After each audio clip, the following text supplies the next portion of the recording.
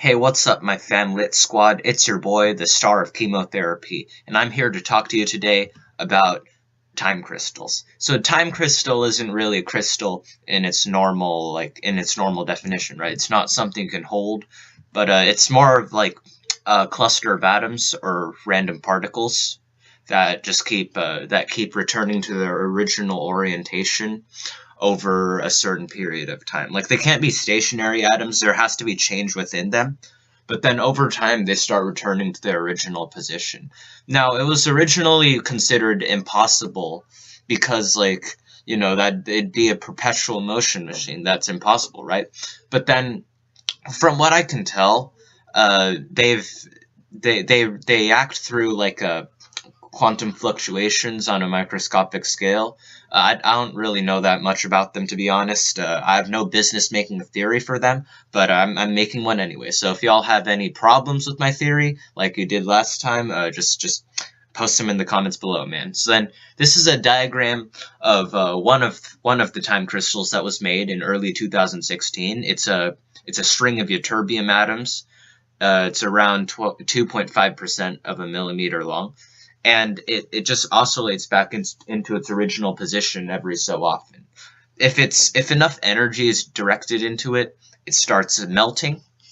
So if it's normal vibrations like this, imagine it melting, and then it just sort of cascades into a vibration that wouldn't be self-sustaining.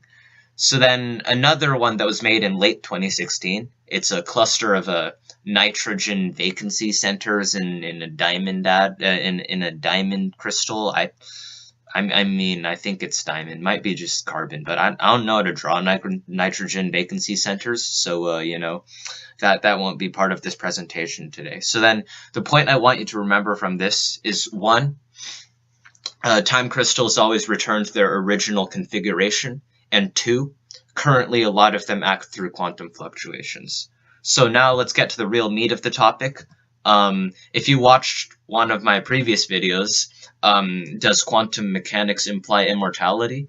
You would know that quantum fluctuations can create a lot of random things. Like in last time, I said that it could create a brain that was similar to yours. But in this case, the fact that it could create a brain is around equal to the fact that it could create an entire universe. So then it could just be an entire string of universes, each one being very different from the last, obviously. But then over a long enough period of time, a universe that is identical to the first universe, or whatever universe you choose, would emerge. So then, over an even longer period of time, a sequence could imagine throughout this sequence of universes, a pattern. Like, it could start repeating itself. I don't know if this would happen. I don't know if it would tend to do this, or if it would tend to not.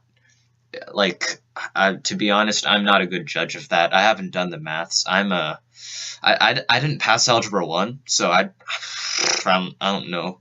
But so my point is, the universe sequence might be similar to a time crystal, and it might be a time crystal. I don't know. We need to get like a physicist on here, or at least someone who's done a bit more reading than the Wikipedia article and a couple of articles on popular news channels. But if you've got any problems with my theory, just leave a good old comment. Leave a good old comment in the comment section. If you give any good insight, I will give you internet points, imaginary internet points, and it's a pretty good reward. You can't do anything with them, but to be fair, what can you do anything with on the internet? Like, everything's just a sequence of electronic signals. So I mean, you might as well take them, and might as well take my internet points. So, as always, smash that like button, hit that subscribe if you haven't subscribed yet, join the notification gang, and, let's get some pussy tonight.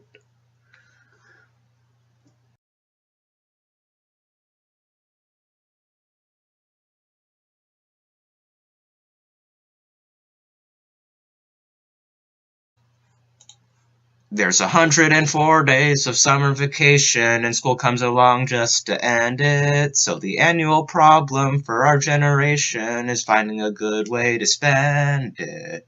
Like maybe building a rocket, or fighting a mummy, or climbing up the Eiffel Tower.